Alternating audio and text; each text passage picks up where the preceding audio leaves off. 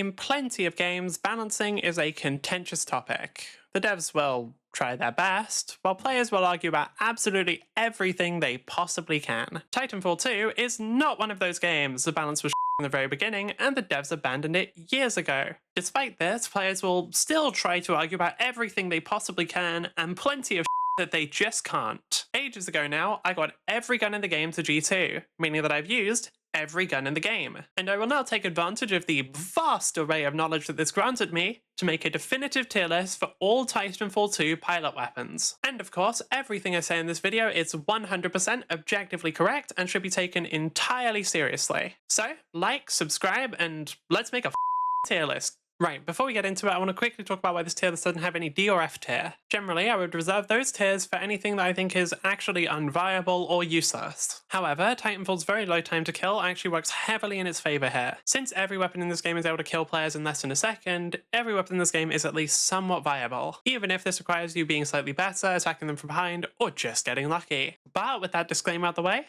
tier list. Let's start by just speeding through the SMGs because they are all boring and basic as hell. SMG users are so unbearably common that they'll probably be the majority in every single game you play. This isn't surprising because they are all incredibly strong. Despite having differing firing patterns, all of the guns play exactly the same. Bolt, R97, and Alternator all go in S tier. Car gets its own separate tier all to itself because it is so unbelievably broken. Car users vary from people who are brand new to the game and want a gun they can actually get kills with, to G100 players with 10,000 hours in the game who are somehow far worse than the new players. Because of how poorly balanced the entire class is, it makes it way too easy to kill people and massively reduces the variety in people's gun choices. Overall, Titanfall 2 would be a far better game if the entire class just didn't exist. Unfortunately for everyone, that's not going to happen, so let's start talking about assault rifles. The R1 and 201 are the quintessential beginner weapons. They're both incredibly easy to control and effective at all ranges, being some of the best fully automatic weapons for long distance fire. Easy A tier. Flatline is slightly worse. Despite doing more damage per shot, it takes the same number of bullets to kill, and it's got a lower rate of fire and is harder to control. But I don't think this is bad enough to put it down a whole tier, so it just goes slightly lower into the A tier. And yes, the tiers are ordered, albeit somewhat roughly. Moving on to the G2A5. The G2 is the first gun in this tier list. It suffers from actually requiring some skill to use. The gun is very high damage and effective at all ranges. However, for you to have any sort of accuracy, you're required to either be crouching or aiming down sights. And while this isn't as much of an issue when you're shooting at someone from further away, close range just makes this gun a pain in the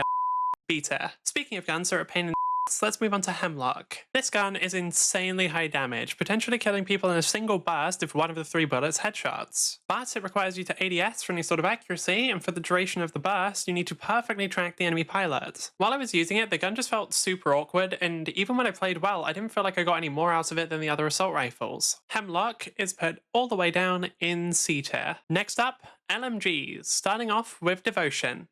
It's mid. It can do great damage once it's ramped up, but in the time that takes, there is a decent chance you will just die. To get the maximum value out of this weapon, you need to wait to let it safely ramp up, and the way that people usually choose to do this is camping either in a corner or behind an A wall. Yeah, this is one of like 2 guns in the game where the best strategy is just camping. The gun goes in B, but if we were rating it off of coolness, it would go in F. L-Star is our first projectile weapon. This automatically makes it worse because leading your shots in this game is a pain in the ass.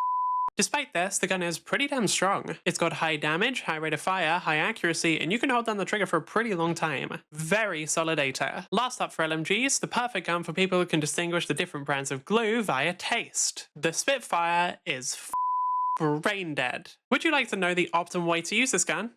You just hold down left click. Without extra ammo, you can fire this gun for almost 9 seconds straight. For those wondering, the next highest gun is Devotion, which when fully ramped up can fire for less than 4. Despite this, it does the same damage as the SMGs, with the only downside being that it's slightly more spread, unless you're ADSing, and then it has no spread. Top of S tier, this is genuinely ridiculous. Moving on to sniper rifles and starting off with one of the coolest guns in the game, the Kraber. This gun is just undeniably awesome. That iconic sound, the feeling of just deleting people. There's a reason why this gun will always be a mainstay in Titanfall montages. It's also really hard to use. You have to ADS every shot. It's an admittedly incredibly fast projectile, so you have to lead your shots at longer distances. And if you miss that shot, you're basically Realistically, it should probably be lower, but its coolness boosts up to B tier. From one of the coolest guns to one of the lamest, the optimal playstyle for the DMR is being a camping little To kill a player, you'll need to hit them twice, and for those shots to have any sort of accuracy, you will need to ADS. You might think this sounds similar to the G2, but with a lower rate of fire and a longer time to ADS, it is genuinely more efficient to just sit in a corner and shoot at anything that moves. It's boring as shit, but it's also easy and fairly effective. B tier. Double Take is the most beginner-friendly of all the snipers. Because of its bullet spread, it's easy to hit shots at all distances, and you can sometimes get away with not ADSing when people are nearby. It also works surprisingly well as a shotgun. Its ease of use, versatility, and still incredibly high damage puts it above the other two snipers in A tier. There's only two shotguns, and they're both pretty simple, so this one should be quick. Mastiff is a solid weapon that gives you everything you could want from a shotgun. High damage with potential to one-shot, easy to hit with, and a surprisingly long effective range. There isn't really much to say here, solid gun goes in A tier. On the other hand, the EVA 8 was actually a bit of a surprise to me because it is so easy to get kills with this weapon. If an enemy pilot is anywhere near the center of your screen, their health bar just vanishes. It is crazy. The only thing keeping this gun in check, and I say that lightly because if I'm being honest, it's not, is the fact that the gun has incredibly short range. What this means is on certain maps you might struggle to get in close with your opponents, but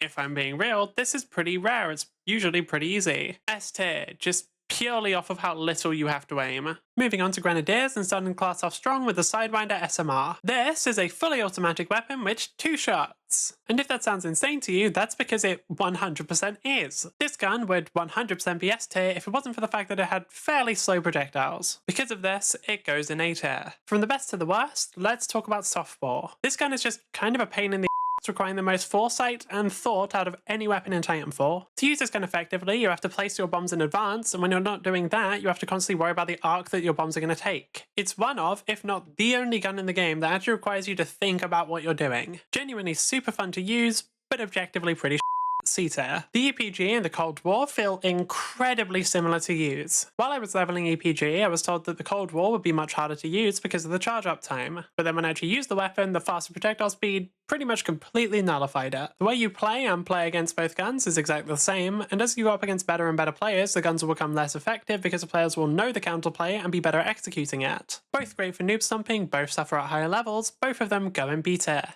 We're now onto our final category, pistols. Mozambique is a really good weapon. Good damage, its spread makes it easy to use, it's got a good rate of fire, it's surprisingly effective at long range, and it manages all of this without being broken. Great weapon, no notes, goes in the A tier. For our grand finale, we have my favorite weapon in the entire game, the Wingman Elite. It is complete dog and apparently even the devs of the game don't know how it works. That's not a joke. The Wingman has perfect accuracy. There is no spread under any circumstance. So please explain to me how it has an accuracy rating of 25.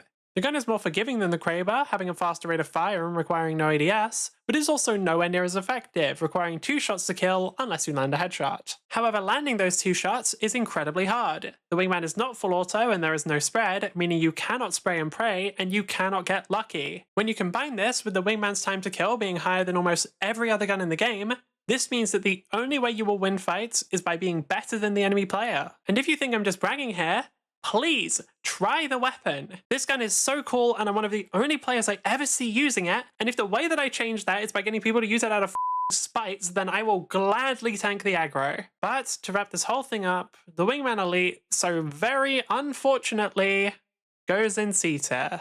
Okay, and that's the end of the video. Here's the final tier list with annotations in case you can't identify every gun in the game via poorly cropped sprite. And of course, if you disagree with anything, go f yourself. If you made it all the way here, you probably enjoyed, so like, subscribe, follow me on Twitch, and for now, that's all folks. Tune in next week.